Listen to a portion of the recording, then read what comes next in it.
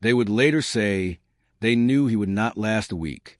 That was the quiet judgment passed along the frozen hedgerows before he ever spoke a word. In the final winter of the war, when the cold seemed to press down as heavily as the enemy, the company received a new platoon leader who looked as though he belonged in a university lecture hall rather than on the front line. His uniform was clean, his boots still stiff from a quartermaster's store at his face, unlined, pale from too many months in training depots, betrayed none of the miles these men had marched across 3 continents. The veterans watched him approach through a curtain of drifting snow, their expressions unreadable. These were men who had landed in North Africa under a desert sun, clawed their way up the mountains of Italy, and pushed through the hedgerows of France.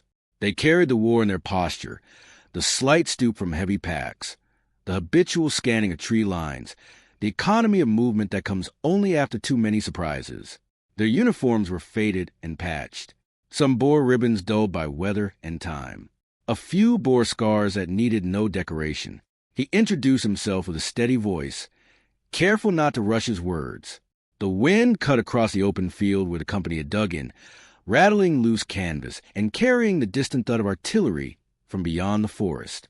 No one interrupted him. No one saluted too sharply. They had seen officers come and go, some transferred, some carried away under blankets, stiff with frost. Rank, to them, was a temporary condition. Survival was the only enduring credential. He understood their doubt almost immediately. It showed not in open disrespect, but in the small hesitations, the fraction of a second before obeying instruction, the sideways glances exchanged behind his back, the way conversations quieted when he drew near. He could feel the weight of their experience pressing against his new insignia. In training, he had studied tactics, memorized manuals, rehearsed maneuvers on chalkboards. These men had learned their lessons in mud and blood. The strategic situation offered little comfort. The enemy had struck hard in recent weeks, exploiting thin lines and exhausted divisions. Snow blanketed the countryside, muting sound and concealing movement. Supply routes strained under icy roads, and fuel shortages left vehicles idle when they were needed most. Higher command demanded resolve, insisting that ground be held at all costs. Every company along the front felt that pressure, like a tightening wire. The platoon he inherited was under strength. Illness and frostbite had claimed nearly as many men as enemy fire. Rifles required constant cleaning to prevent jamming in the cold. Machine gun crews slept beside their weapons to keep mechanisms from freezing solid. Rations arrived late and often half-frozen. Bread hard as wood, coffee thin and metallic. Fatigue hung over the dugouts like smoke. On his first inspection of the lines, he moved carefully from foxhole to foxhole, kneeling in the snow to speak at eye level. He asked about fields of fire, about overlapping arcs, about the condition of grenades and ammunition. Some answered curtly. Others watched him with guarded curiosity. He listened more than he spoke, noting the subtle adjustments the veterans had made to improve their positions. Extra sandbags here, a drainage trench there to divert meltwater. These were not men waiting to be taught. They were men waiting to see whether he would understand. That evening, as darkness settled early and thick, he stood alone at the edge of the tree line. The sky was a dull iron gray, and the wind carried the faint smell of cordite from a distant barrage. He felt the familiar tightening in his chest, not quite fear, not quite doubt. He knew the regulations, the procedures for defense in depth, the diagrams of coordinated withdrawal. But none of that could manufacture the quiet authority these men demanded. Authority here was measured in steadiness under fire. The first test came without warning. Before dawn, a probing barrage landed short of their forward positions, shells thudding into frozen earth and sending shards of ice through the air. The ground shook with violence that erased sleep instantly. He was already moving when the second salvo arrived, shouting corrections, confirming that communications lines remained intact. His voice did not rise above necessity. It cut through the concussion with clarity. When the shelling shifted to the flanks, he crawled forward to check on a machine gun team whose weapon had fallen silent. Snow soaked through his gloves as he reached them. The gun had jammed, the bolt stiff with cold and residue. Working with numb fingers, he helped clear it, ignoring the splinters of bark snapping overhead. The gun resumed its steady chatter, and the line held.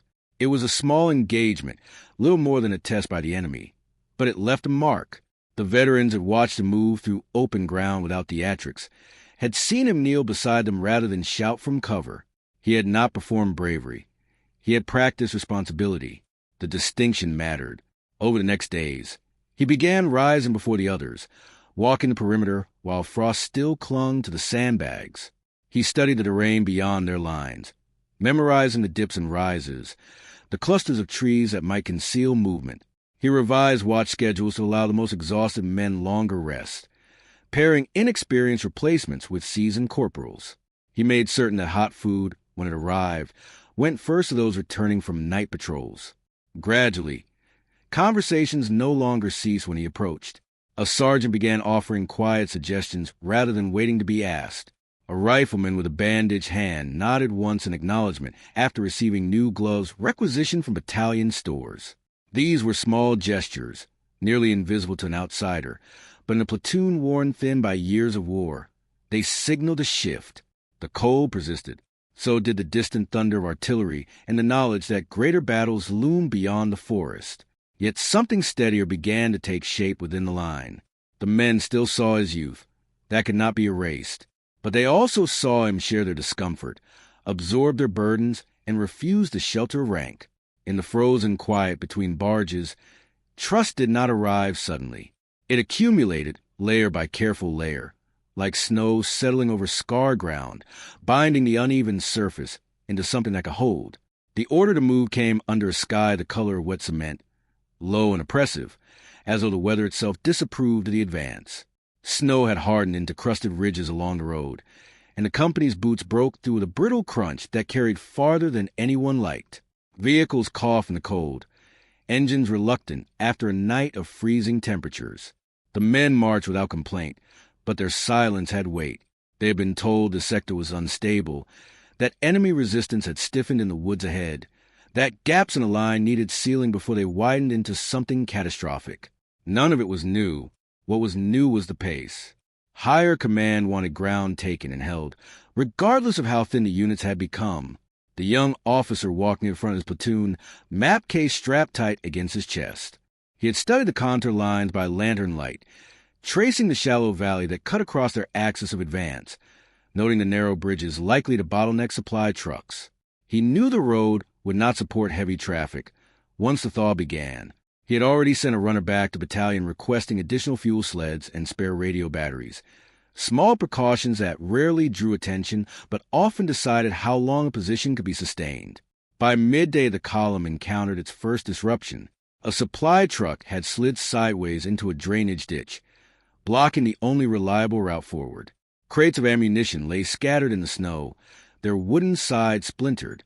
The driver stood nearby, shaken and apologetic, while a staff sergeant argued that the platoon should detour through the woods. The forest, however, was dense and poorly scouted. It offered concealment not only to them but to the enemy. The officer surveyed the terrain without raising his voice. He ordered half the platoon to establish temporary security along the tree line, spacing them carefully to avoid presenting a single target. The rest he directed to unload the truck and carry the crates by hand beyond the choke point. It was slower, colder work. Fingers numbed quickly around frozen wood. But within an hour the road was clear enough for vehicles to edge past one by one. No speeches were made. The solution had been practical, unremarkable. Yet the veterans noticed that he had chosen labor over risk, patience over bravado. As they pressed on, the distant crack of rifle fire began to punctuate the afternoon. It was not a full engagement, more a pattern of harassment from concealed positions. German units in this sector had learned to trade space for attrition, bleeding advancing formations with sudden bursts before slipping away. The platoon responded by spreading out, moving from cover to cover in short bounds. Snow sprayed up around them as rounds struck low. When a squad on the right flank hesitated, uncertain whether the fire masked a larger force, the officer crawled forward beside them. He studied the angle of impact in the snow, the direction of snapped branches.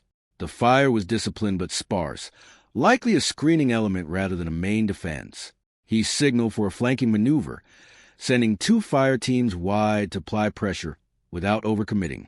Within minutes the resistance faltered, and the woods fell silent again except for the rasp of breath and the creak of equipment straps. It was in these small, ambiguous moments that confidence began to shift. He did not pretend omniscience. He asked the sergeants what they saw, weighed their impressions, then made decisions without hesitation. Under intermittent artillery, when shells landed close enough to rattle teeth and send clods of earth into the air, he kept his posture steady, correcting spacing and ensuring no one bunched together instinctively. Panic spreads fastest in tight clusters. He broke them apart before fear could gather shape. Logistical strain followed them like a shadow. Rations arrived late, sometimes misdirected entirely. On one evening, only half the expected ammunition shipment appeared, the rest reportedly delayed by icy roads. Rather than pass along frustration, he recalculated load distributions, shifting heavier calibers towards squads covering likely avenues of approach. He walked the perimeter after dark, confirming that each foxhole had what it required. When a corporal admitted his men were down to their last dry socks, the officer traded his own spare pair without comment. Weather worsened as the week dragged on. Freezing rain coated rifles in a slick glaze, forcing constant maintenance. The men's tempers thinned with their patience. Letters from home arrived sporadically, sometimes weeks old, reminders of a world that felt increasingly abstract. In quiet intervals, veterans spoke of earlier campaigns with a tone that mixed pride and exhaustion. They did not romanticize survival. They cataloged it. Through it all, the officer remained present. He joined carrying parties hauling mortar rounds through knee-deep slush. He corrected a misaligned defensive sector before it became a vulnerability. When a misfired round injured a replacement soldier unfamiliar with the weapon's temperament, he ensured a young man was evacuated swiftly, then gathered the squad to review procedures calmly, without blame. Respect did not announce itself. It surfaced in subtler ways. Orders were executed with fewer glances exchanged behind his back. A sergeant began consulting him on patrol routes without prompting. During a cold dawn stand-to, when visibility shrank to a few ghostly meters, the men aligned their rifles along the arcs he had established days earlier, trusting the geometry he had drawn in the snow. Beyond their immediate front, the larger campaign ground forward with grinding inevitability. Reports filtered down of fierce engagements to the north, of armored columns struggling through mud and ice. The enemy was not collapsing. It was contracting, hardening into pockets of resistance that demanded deliberate, costly reduction. Higher command continued to press for momentum, and momentum required men who could endure. By the time the company reached the next offensive line, carved into a shallow ridge overlooking a frozen stream, something intangible had settled among them. The officer's youth had not vanished, but it no longer defined him. He had earned inches of ground, not through spectacle, but through constancy. In war, where survival often hinged on the smallest margins, that constancy carried weight. The counterattack began in the hour before dawn, when the cold was at its deepest and the body's defenses were at their lowest ebb. A low mist hung over the frozen stream below the ridge, dulling sound and distorting distance. The platoon had been ordered to press forward at first light, extending the line across a patch of forest that intelligence described as lightly held. The men prepared in silence, checking bolts and magazines, stamping circulation back into their feet. The young officer moved among them with habitual calm, confirming sectors, adjusting intervals, feeling the weight of expectations settle without spectacle. The first shells landed short of the ridge, walking inward with deliberate precision. Snow and earth erupted in dark fountains. The concussions rolled to the ground, collapsing shallow foxholes and severing a field telephone line that ran back toward company headquarters. Within seconds, a radio operator was shouting that battalion frequency had dissolved into static. What had been a coordinated advance turned instantly into isolation. Machine gun fire followed the barrage, raking the forward slope from concealed positions across the stream. The enemy had not abandoned the woods. They had waited. Tracer rounds cut through the mist in red arcs, snapping branches and forcing men flat against the frozen soil. A corporal to the left cried out, struck high in the shoulder. Two riflemen crawled to drag him back, their movements slow and deliberate under fire. The officer assessed quickly. The barrage pattern and overlapping machine guns suggested a reinforced position, not a screening element. Withdrawal down the exposed slope would invite pursuit and greater casualties. Remaining static meant being fixed in place for artillery adjustment. Without communication to higher command, there would be no immediate guidance, no supporting fire to blunt the attack. He crawled to a shallow depression where his senior sergeant had gathered a cluster of men. The sergeant's face was gray with cold and strain, eyes searching for instruction that did not yet exist. The officer studied the ground through binoculars, noting a subtle rise to the right where the forest thinned before thickening again. If they could shift laterally under cover of smoke and the natural fold of terrain, they might reach that rise and anchor a new defensive arc, one that enfiladed the enemy's forward guns. It was not the assigned objective. It meant abandoning the precise alignment ordered at dawn. In a quieter moment, such deviation might warrant reprimand. Here, the alternative was erosion by inches until the platoon ceased to function as a coherent unit. He gave the order to prepare for maneuver. Smoke grenades arced into the mist, hissing as they struck. Under their spreading veil, squads began bounding in disciplined pairs, one element firing to suppress while the other crawled and sprinted to the right. The ground was treacherous, crusted snow breaking unpredictably beneath boots. A private stumbled, nearly dropping his rifle, but a veteran beside him seized his collar and hauled him forward without breaking stride. Enemy fire intensified as the movement became apparent. Bullets snapped through the smoke, blind and searching. A mortar round landed close enough to shower them in clods of frozen earth. The officer remained upright longer than caution advised, waving the last squad forward before dropping into cover. He could feel the veterans watching, measuring whether he would falter when the plan met friction. Midway through the shift, another shell severed the radio entirely. The operator stared at the lifeless set, then at his lieutenant. There would be no confirmation from above, no reassurance that support was en route. The decision now existed solely within the boundaries of their ridge and the rising sound of gunfire. They reached the shallow rise almost by accident, cresting it in staggered groups. From there, the angle changed. The enemy's machine gun nest that had dominated the slope now lay partially exposed along its flank. The officer ordered concentrated fire, directing a light machine gun to rake the position, while a pair of riflemen edged closer with grenades. The blasts were abrupt and intimate, muffled by snow yet decisive. When the smoke cleared, the gun fell silent. Momentum shifted incrementally. The platoon dug in along the new line, carving hasty positions with entrenching tools that rang against frozen soil. Casualties were gathered behind the crest. Tourniquets tightened, morphine administered with shaking hands.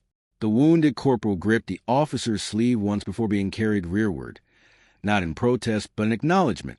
The enemy continued probing, but the enfilading fire from the rise disrupted their cohesion. What had been an advancing counterattack slowed, then stalled. Without clear evidence of a breakthrough, their pressure diminished to sporadic bursts. The mist thinned as the sun struggled upward, revealing a battlefield reshaped not by sweeping maneuvers, but by a lateral decision measured in meters. Hours passed before a runner from company headquarters arrived, breathless and wide-eyed, reporting that other units along the line had faltered under similar assaults. Some had withdrawn entirely, leaving gaps that now required sealing. The platoon's new position, though unplanned, aligned more effectively with adjacent elements than the original axis would have allowed. As firing tapered to isolated shots, the officer moved down the line, checking each squad. Faces that had once regarded him with quiet skepticism now held something steadier.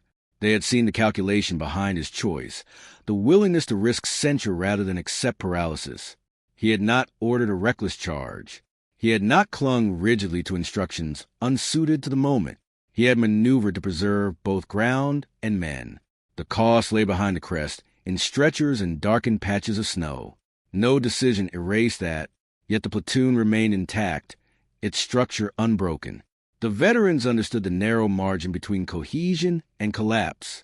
In that dawn of confusion and severed communication, the young officer had chosen cohesion. When the line stabilized and orders finally filtered down to consolidate along their new sector, it was less an approval than a recognition of reality already established. As the day settled into wary quiet, rifles rested against freshly dug parapets. The men ate cold rations with hands still trembling from exertion. Conversation was sparse, but no longer edged with doubt. Leadership had been tested not in theory, but in fragmentation, and it had held. Morning arrived without ceremony. The ridge they had fought to hold lay under a thin veil of frost. The snow churned gray where boots and bodies had broken its surface. Smoke from small cook fires drifted low and reluctant, clinging to ground before dissolving into the pale sky. The sounds of combat had receded to distant, intermittent thuds, like doors closing somewhere far beyond sight. In their place settled a quiet so complete it seemed to amplify every small movement. The scrape of shovel, the click of rifle bolt being checked, the subdued murmur of men speaking in voices worn down by fatigue. The cost of the counterattack revealed itself fully in daylight. Stretcher-bearers moved carefully along the reverse slope, their burdens wrapped in blankets stiffened by cold. The wounded had already been evacuated during the night when possible, but some had not survived long enough to be moved. Their absence marked the line more starkly than any crater. A helmet resting atop a rifle, but indicated where a man would not return. No one lingered over these markers, yet no one ignored them either. The young officer walked the perimeter slowly, pausing at each position. He did not hurry the men as they deepened their foxholes or reinforced sandbags with frozen earth. Work had become a form of steadiness. The act of strengthening defenses gave structure to thoughts that might otherwise wander toward darker reckonings. When he stopped beside the place where the wounded corporal had fallen, he removed his gloves briefly despite the cold, pressing his bare hand against the rough wood of the rifle planted there. It was not ritual. It was acknowledgement. By midday, a clerk from company headquarters arrived with casualty forms and the muted gravity of administration. Names were confirmed, ranks recorded, personal effects collected into small canvas bags. The officer took responsibility for the letters that would follow. He knew the language required, measured, respectful, careful not to describe too much, and yet unable to disguise the truth entirely. He would write of courage and duty, of swift action and shared sacrifice. He would not write of the way the snow had darkened or the way breath had slowed and stopped in his hands.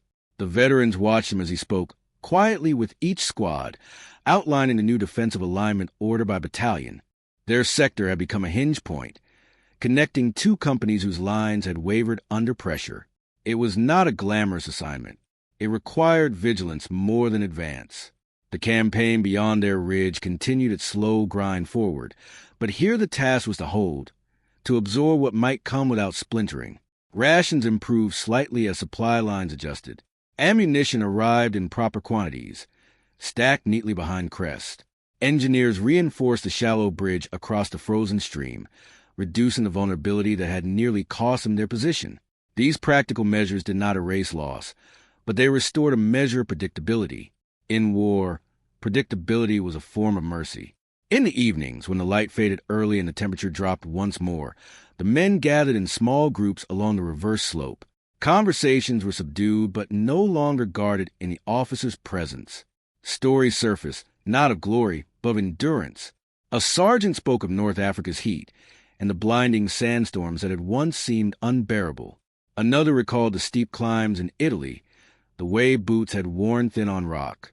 The young officer listened, not as an outsider seeking entry, but as a participant in a continuum that now included him.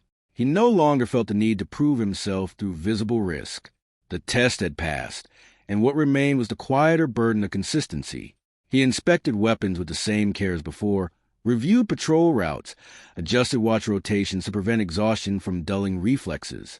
Leadership had shifted from demonstration to maintenance. It required patience more than daring. One afternoon, a replacement arrived from the rear, scarcely older than the officer himself. The boy's eyes widened at the scarred ridge and the men who occupied it with weary competence. The veterans regarded the newcomer with the same appraisal they had once reserved for their lieutenant. The officer noticed a parallel and stepped forward first, offering steady instructions and assigning him beside a corporal known for firm but fair guidance. The gesture was small, but it set the tone. Integration, not isolation, would preserve the unit's cohesion. As days passed without major engagement, the line held firm. Occasional sniper fire reminded them that the enemy remained close, but there was no repeat of the violent dawn that had tested them. The ridge became less a battlefield and more a position, still dangerous, still uncertain, yet no longer fragile. The men moved within it with an ease born of shared ordeal. Respect, once tentative, settled into something unspoken and durable. Orders were received without hesitation, not because of insignia, but because experience had a line behind it. The officer felt the change not in overt praise, but in the absence of doubt. When he gave direction, it carried the weight of proven judgment. The campaign would continue beyond this ridge, drawing them onward through towns and forests not yet secured. But within the company, something fundamental had resolved. Age had ceased to define authority. Authority had become synonymous with presence, with responsibility assumed rather than declared. The men followed him not out of obligation, but out of recognition. On a final evening before rotation from the sector, the officer stood again at the tree line where weeks earlier he had felt the sharp edge of uncertainty. The sky was clear now, stars bright against the cold darkness. Behind him, the ridge lay quiet, shaped by labor and loss. He understood that leadership here was less an act of command than an act of bearing. Bearing fear without transmitting it, bearing grief without allowing it to fracture the whole. In that endurance, forged through hardship shared inch by inch, respect had taken root, binding the company more tightly than any order ever could.